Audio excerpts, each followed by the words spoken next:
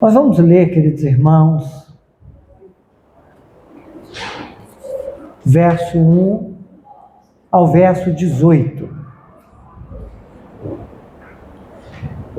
Muito bem.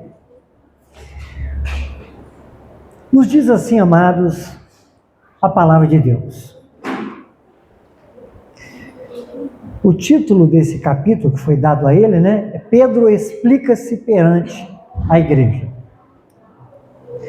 Os apóstolos e os irmãos de toda a Judéia ouviram falar que os gentios também haviam recebido a palavra de Deus. Assim, quando Pedro subiu a Jerusalém, os que eram do partido dos circuncisos o criticavam, dizendo: você entrou na casa de homens incircuncisos e comeu com eles. Pedro, então, começou a explicar-lhes exatamente como tudo havia acontecido. Eu estava na cidade de Jope orando, caindo em êxtase, tive uma visão, vi algo parecido com um grande lençol sendo baixado do céu, preso pelas 4 pontas, e que vinha até o lugar onde eu estava. Olhei para dentro dele e notei que havia ali quadrúpedes da terra, animais selvagens, répteis e aves do céu. Então, ouvi uma voz que me dizia: levante-se, Pedro, mate e coma. Eu respondi: de modo nenhum, Senhor. Nunca entrou em minha boca algo impuro ou imundo. A voz do céu falou segunda vez: não chame impuro ao que Deus purificou. Isso aconteceu 3 vezes. Então tudo foi recolhido ao céu. Na mesma hora, chegaram à casa em que eu estava hospedado 3 homens que me haviam sido enviados de Cesareia. O Espírito me disse que não hesitasse em ir com eles. Estes 6 irmãos também foram comigo e entramos na casa de um certo homem. Ele nos contou como um anjo lhe tinha aparecido em sua casa e dissera: mande buscar em Jope Simão, chamado Pedro. Ele trará uma mensagem por meio da qual serão salvos você e todos os da sua casa.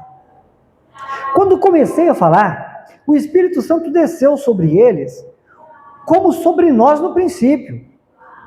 Então me lembrei do que o Senhor tinha dito: João batizou com água, mas vocês serão batizados com o Espírito Santo.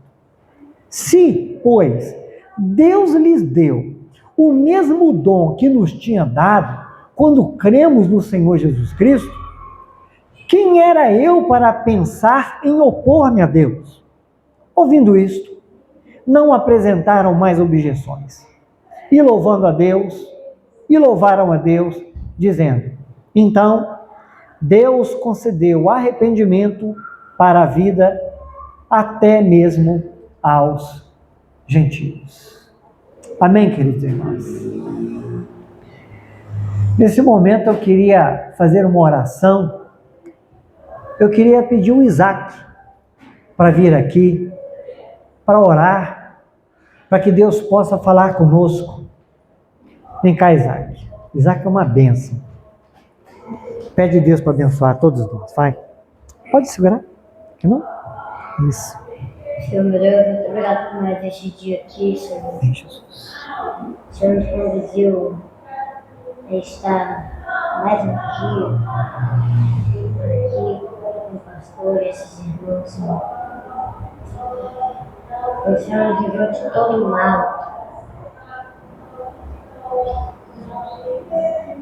E que o Senhor nos abençoa cada dia. Abençoe todo mundo que estiver nessa igreja, ou quem faltar. Amém. Abençoe o pastor. Amém.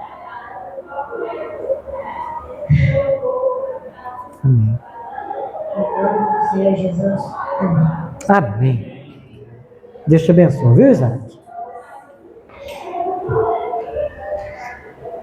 Queridos irmãos, Hoje eu quero falar com os amados baseado no seguinte tema: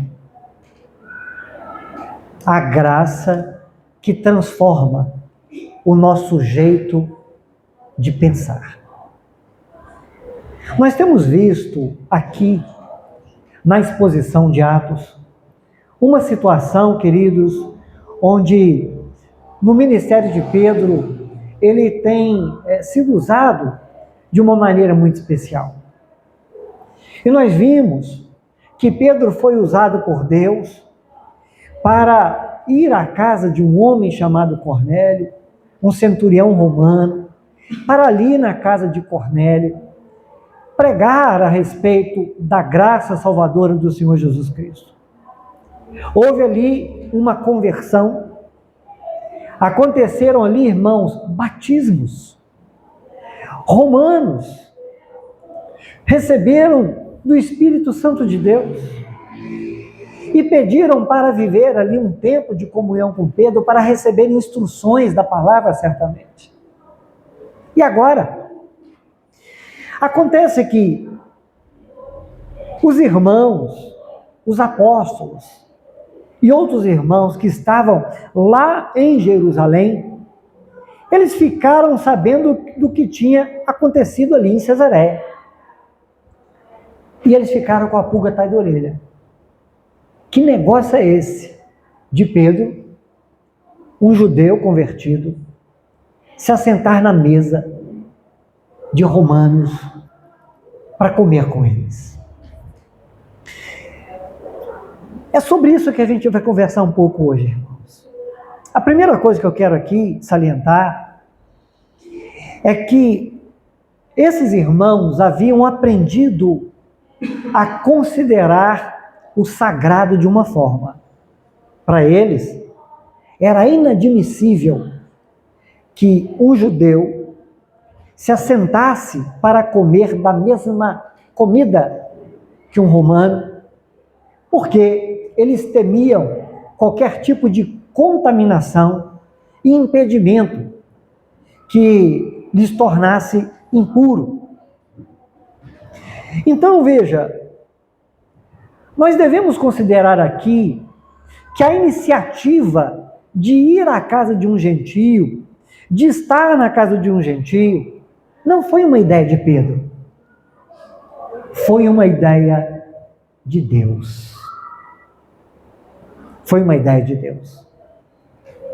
Só que para Pedro ser convencido, irmãos, a ir para Cesareia, a entrar na casa daquele homem, Deus precisou dar a ele uma visão, dar a ele uma ordem, preparar o coração dele e fazer ele enxergar como que tudo se encaixava.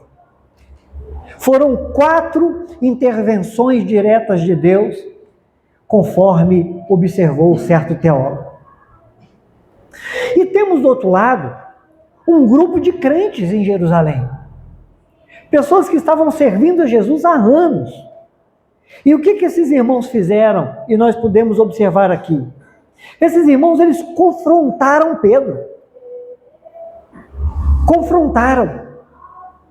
E veja, eles não mudaram de ideia por causa de argumentos ou pressão. Eles só tiveram os corações acalmados quando eles observaram e perceberam tudo que Deus tinha feito no meio daquele lugar com aquelas pessoas. Então veja, o coração deste trecho que nós lemos não é uma história de pessoas erradas sendo corrigidas, simplesmente assim. Mas é sobre a graça de Deus que transforma o nosso jeito de pensar. Porque se você notar bem, Pedro precisou mudar a forma de pensar. E aqueles irmãos de Jerusalém também precisaram mudar a forma de pensar. Então veja, queridos, certo teólogo considerou aqui que sobre esse confronto desses irmãos de Jerusalém, isso deve ficar claro para nós, que não foi um confronto malicioso. Não aconteceu porque ele estava com o coração cheio de maldade, mas era um zelo excessivo, baseado nas tradições que eles seguiam. Eles estavam sendo sinceros, porque ainda não estava claro para eles a plenitude da revelação de Deus.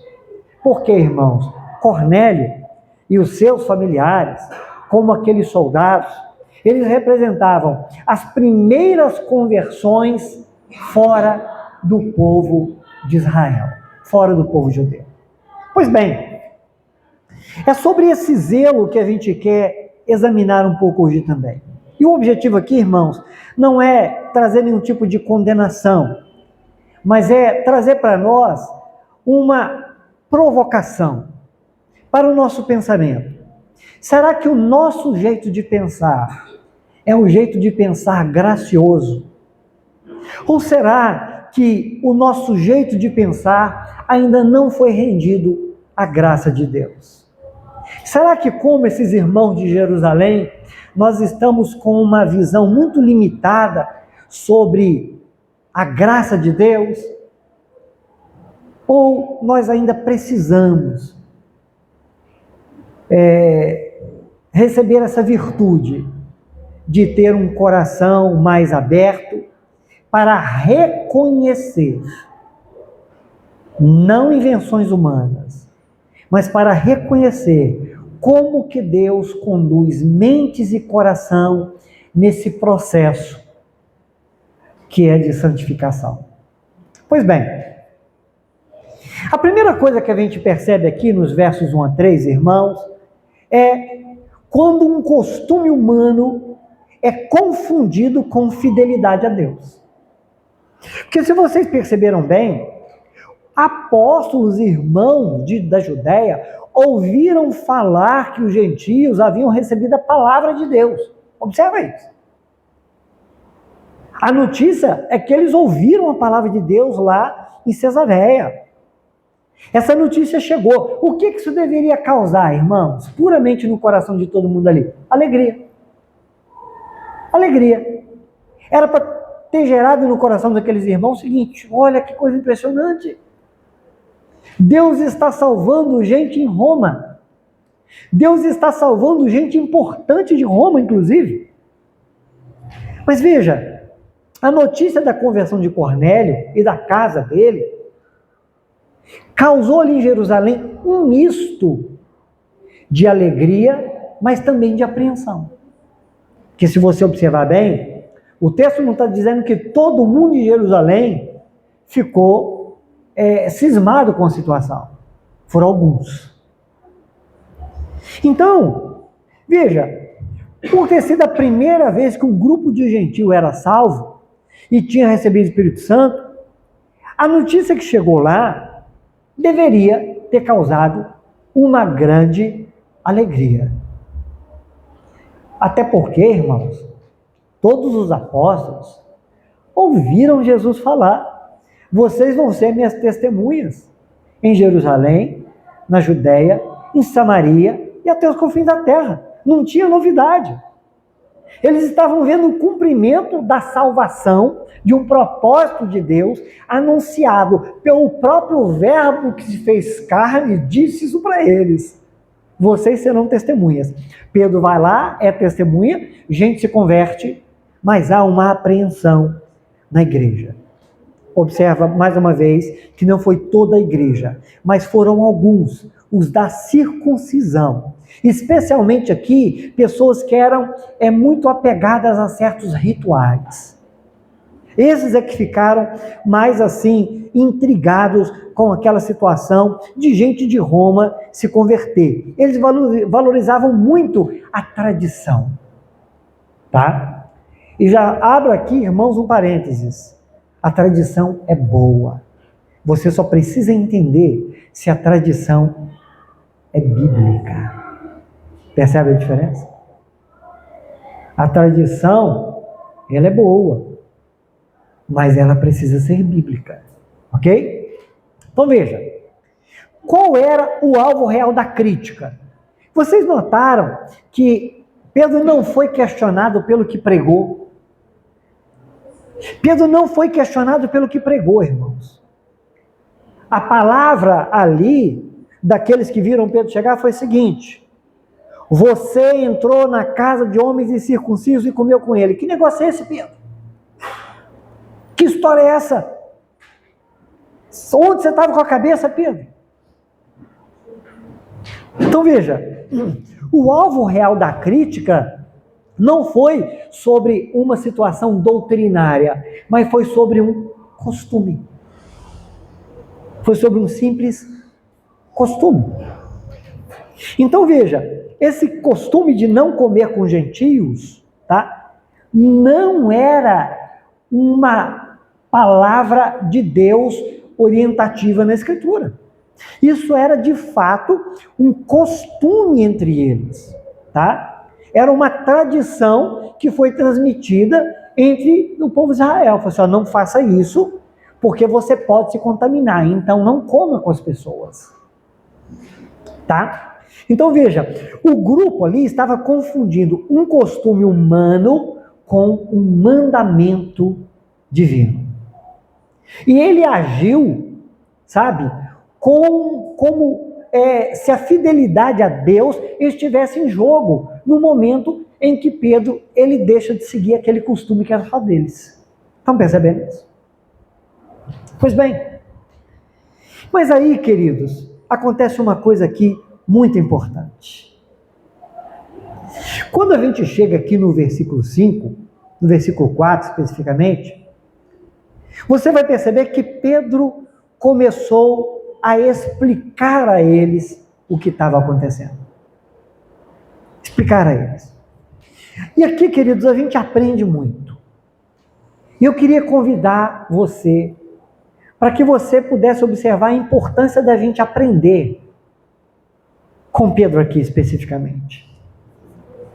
Porque olha só, o zelo de Pedro. Porque antes da gente pensar especificamente no grupo que está questionando Pedro, a gente precisa notar que Pedro havia passado por um processo de conscientização antes de tudo acontecer. Veja, aqueles irmãos de Jerusalém não receberam nenhuma visão de Deus, nenhuma palavra de Deus dizendo para eles, olha, não chame de impuro que Deus purificou. Aqueles irmãos não receberam a orientação no nível que Pedro tinha recebido, tá? Então veja, e outra coisa, se você ler o capítulo 10, você vai notar que Pedro, quando Deus falou com ele, mata e come, Pedro fez algo que ele contou aqui também para eles.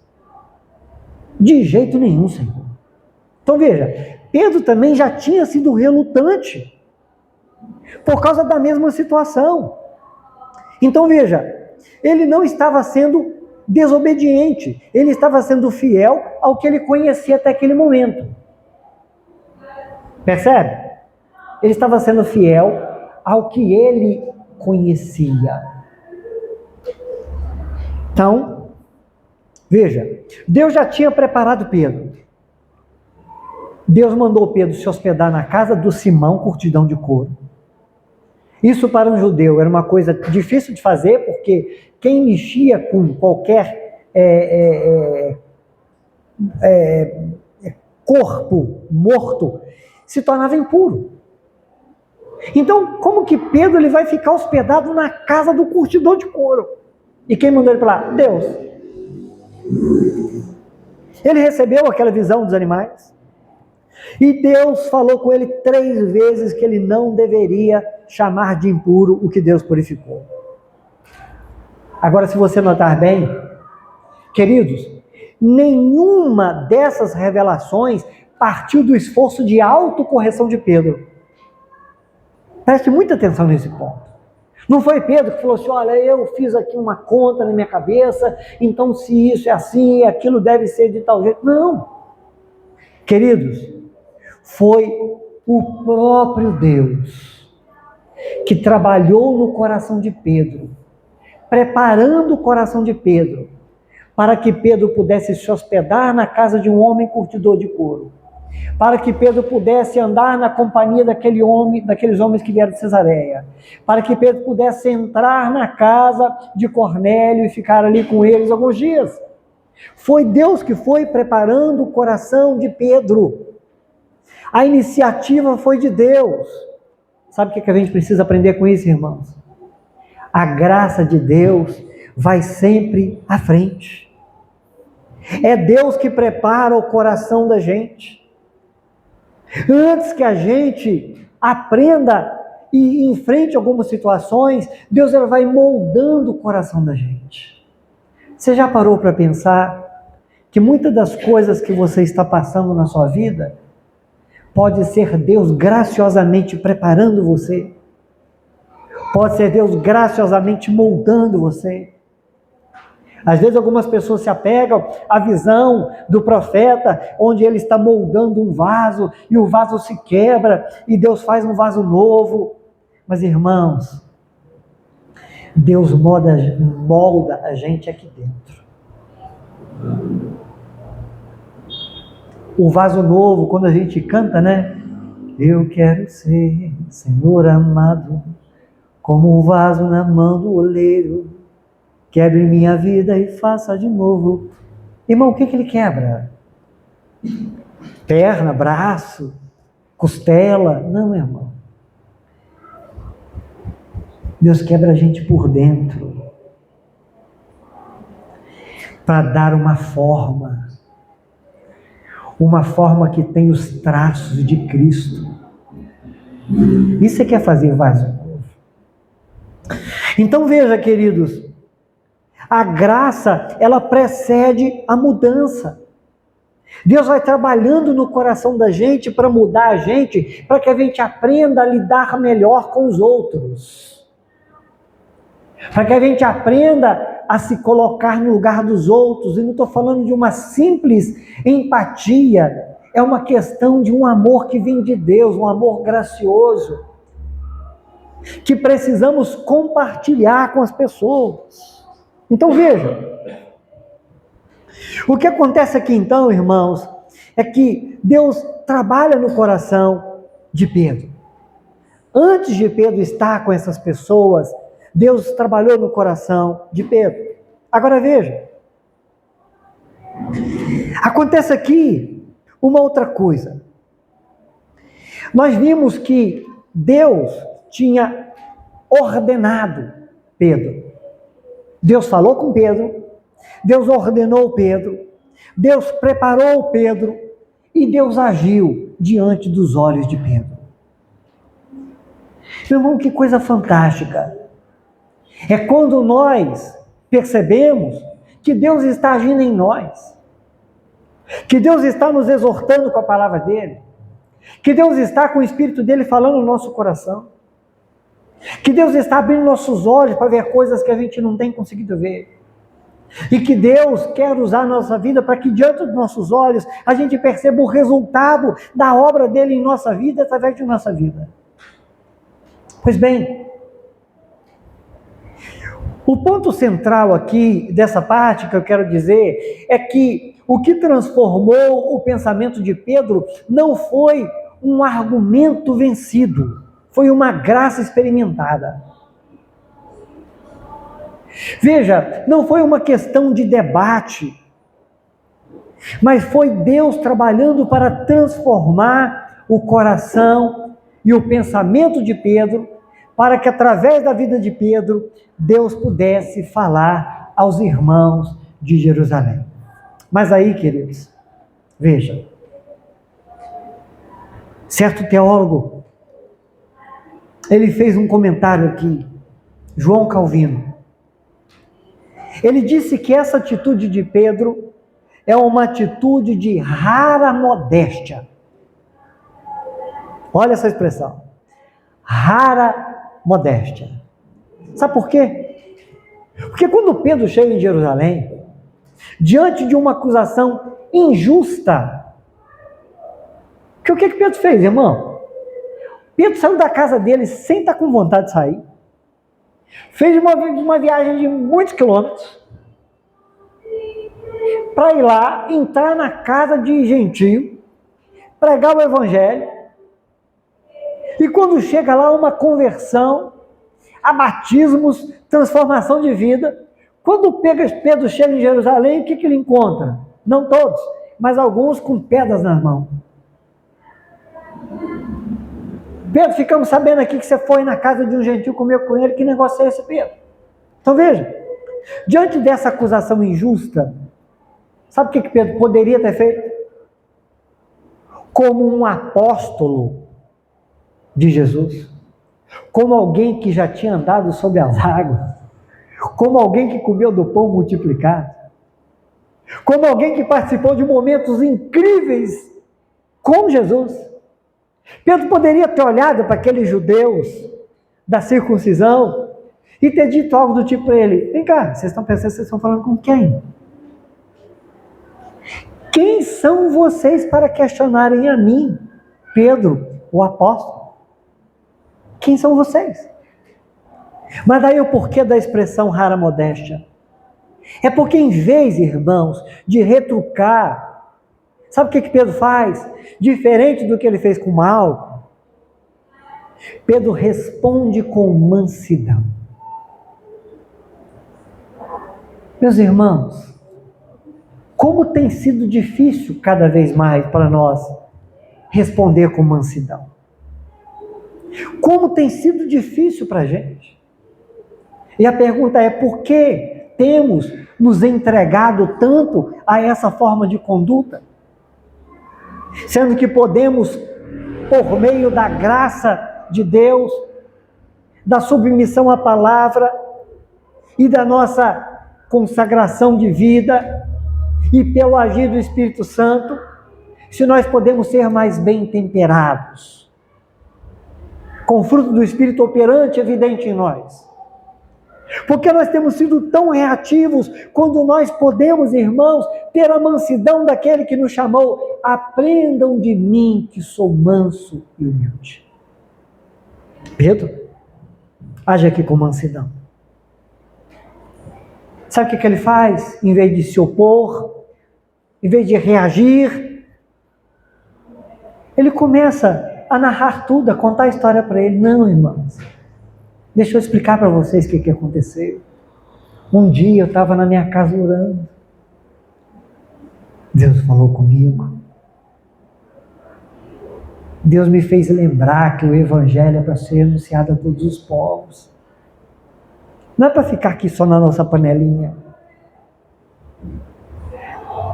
E Deus mandou alguém vir até mim. E essas pessoas vieram. E veja, Deus tinha falado com eles também. Antes que eu chegasse na casa dos gentios, Deus já tinha falado com eles. Mandaram me procurar, eu fui até lá, e quando eu cheguei lá, eu fui recepcionado por aquelas pessoas que estavam querendo ouvir a palavra de salvação. E quando eu cheguei lá, eu falei para eles do amor de Deus. Falei para eles que a salvação agora não se dá por meio de sacrifício de animais. Falei para eles que eles não precisam fazer esses rituais judaicos para serem salvos, mas que eles precisavam reconhecer Jesus Cristo como Senhor e Salvador da vida deles. E sabe o que eles fizeram, igreja de Jerusalém? Eles reconheceram os seus pecados. Eles reconheceram a graça salvadora de Jesus Cristo. Eles se arrependeram ali mesmo, ao ouvir a palavra. E sabe o que aconteceu? Do jeito que aconteceu com a gente lá, no dia de Pentecostes, o Espírito Santo de Deus veio sobre eles. E aí, irmãos, quem era eu? Quem seria eu para me opor ao próprio Deus? Irmãos, usando de rara modéstia, Pedro, confiando na bondade de Deus, ele se submeteu ao julgamento da igreja. Vamos aprender uma coisa aqui, irmãos. Seria muito bom para cada um de nós se a gente fosse menos cheios de nós mesmos. Meu irmão, quer saber uma coisa muito boa para você? Né? Tem gente que se vê uma espinha quer espremer, quer ficar livre daquilo, né? Quer ver uma coisa boa para você fazer, irmão? Esprema-se a si mesmo. Negue-se a si mesmo. Negue-se a si mesmo. Pedro usou de rara modéstia. Ele se submeteu de bom grado ao julgamento. Sabe por quê? Porque Pedro tinha duas alternativas. Ou eu crio uma confusão com esses irmãos aqui para eles entenderem quem é o maior aqui, ou eu glorifico a Deus no meio disso tudo. Em muitos momentos da sua vida, meu irmão, você precisa parar para pensar. Qual é a razão da sua luta? O que você está defendendo? Pois bem, prosseguindo aqui, queridos, veja, vemos aqui Pedro de um lado, tendo razão, não quis se impor, mas respondeu com paciência e por amor. Por outro lado, a gente vê a piedade de pessoas que se deixaram instruir, irmãos. Aqueles irmãos de Jerusalém que criaram um caso, que ficaram esperando, marcando no relógio a hora de Pedro chegar, quem sabe ensaiando o que dizer para ele. Aquele povo estava lá, quando questionou, eles fizeram uma coisa, irmãos, que é de grande virtude. Eles não ficaram aprisionados na sua amargura. Eles ouviram o relato. O coração deles foi aquietado. E o que eles fizeram, irmãos? Eles glorificaram a Deus. Sabe? Isso é um sinal de piedade, irmãos. Isso é um sinal de um coração voltado para o reino de Deus. Veja, eles não foram vencidos por vergonha ou por constrangimento, mas eles foram convencidos pela palavra de Deus. Irmão, o que muda o coração da gente é a palavra de Deus. Não é queda de braço, não é briga, discussão. Mas eu disse, mas eu falei, mas eu tenho razão, mas eu sei. O que muda o coração da gente é a palavra de Deus. Pedro falou a palavra de Deus. Deu testemunho do que Deus estava fazendo.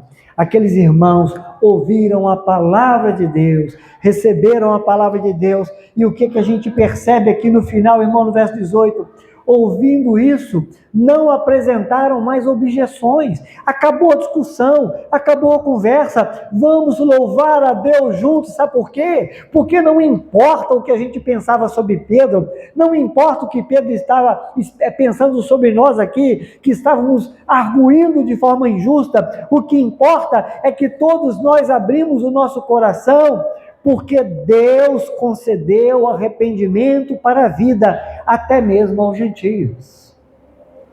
O que importa, meu irmão, é a obra de Deus, é o reino de Deus, é a glorificação do nome do Senhor. Então veja, o texto não termina com um lado vencendo. Eu ganhei. Viu? Fui lá e falei, fiz. Ah, mas não deixei barato. Fui lá. Irmãos, o texto não termina com alguém levantando bandeira, eu venci, eu ganhei. O texto termina, meu irmão, com a igreja glorificando a Deus. Todas as nossas atitudes, irmãos, precisam visar a edificação mútua e a glória do nome do Senhor. Amar ao próximo e amar a Deus é sempre agir para edificar. Não cabe ao cristão, irmãos, criar confusão e discórdia. Isso não é papel de cristão. Tá? A conclusão e aplicação, primeiro é um alerta. Irmãos, veja, isso que aconteceu aqui, você pensa que resolveu o problema? Não. Não é assunto para hoje, mas anos mais tarde, na cidade de Antioquia, sabe o que Pedro vai fazer? Pedro, ele vai se afastar dos gentios, ao ponto de Paulo ter que chamar a atenção dele, na dura, na frente de todo mundo. Sabe o que isso mostra pra gente? É que a gente deve buscar, irmãos, preservar a humildade. A gente precisa de constante vigilância. Ter a nossa mente transformada pela graça uma vez não nos torna imunes a recuar em algum momento, a fraquejar. Então, a gente precisa estar em constante atenção ao propósito de Deus para a glorificação do nome do Senhor e a edificação da igreja. Precisamos permanecer continuamente abertos às instruções. Então veja, o Pedro que está aqui dizendo para os irmãos, olha, Deus fez uma obra entre os gentios. Em um momento mais tarde, vamos chegar lá, ele vai se afastar do gentio para agradar outras pessoas por causa de tradições. Mas veja, eu quero trazer uma aplicação para os irmãos. Primeiro que é o seguinte, reconheça que seu zelo, mesmo sincero, pode ainda estar em formação. A gente precisa, irmãos, abrir o coração para perguntar a nós mesmos. Para perguntar a nós mesmos. Será que nós estamos confundindo tradições, preferências com mandamentos de Deus? Essa é uma pergunta importante que a gente deve se fazer. Então, qual é uma forma boa de fazer isso? Testar o que a gente pensa com a palavra de Deus. Foi o que Pedro fez aqui com os irmãos.